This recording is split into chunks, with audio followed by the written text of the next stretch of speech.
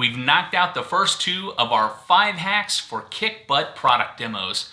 We're going to keep the train rolling by covering hack number 3 on this edition of Quick Hits.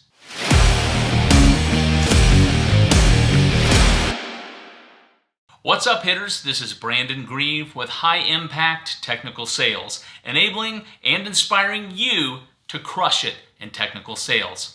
Well, we're not going to mess around. We'll dive into hack number 3 in just a moment. But if you haven't watched the first 2 videos, I encourage you to check them out.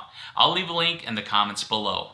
Also, please help us spread the word by smashing that like button and leaving a comment below. Let's get to it. Number 3. Demo-only relevant features. Sales engineers are a wealth of information. They study and know their products well. Also, being the technical creatures they are, they love to geek out on all the exciting features and functionality of their products.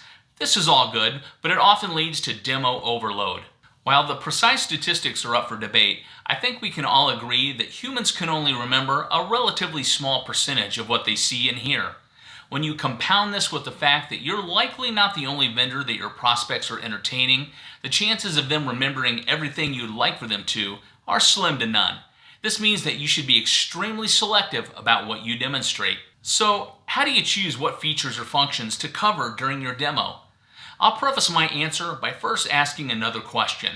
Have you already had prior discovery conversations with the prospect?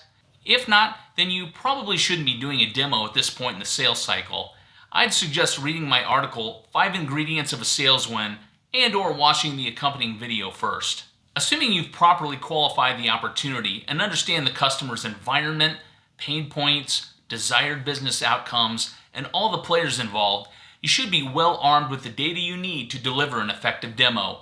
Your task is to focus your demo on those features and functions that fit the environment, address their pain, help them achieve their goals, and meet the needs of the audience. It's tempting to play show and tell with all the latest whiz-bang features, especially if we believe them to be real competitive differentiators for us. But if those features don't accomplish the things I just listed before, then they're not relevant for this particular customer and should be avoided. It's just unnecessary noise that distracts the customer from your solution. Remember, one of our main jobs as sales engineers is to remove technical roadblocks and help move the sale forward. We must be laser focused on meeting the customer's needs and obtaining the win. The demo is a fantastic tool to help do that, but like every other part of the sales process, it must align with the customer's desired business outcomes. Otherwise, our message will get lost in the shuffle. But what do you think? I'd love to hear your feedback. Leave a comment and let's talk about it. Stay tuned for next week's video where we'll unpack the 4th of our 5 hacks for kick butt product demos. Until then, be enabled, be inspired, and go crush it in technical sales.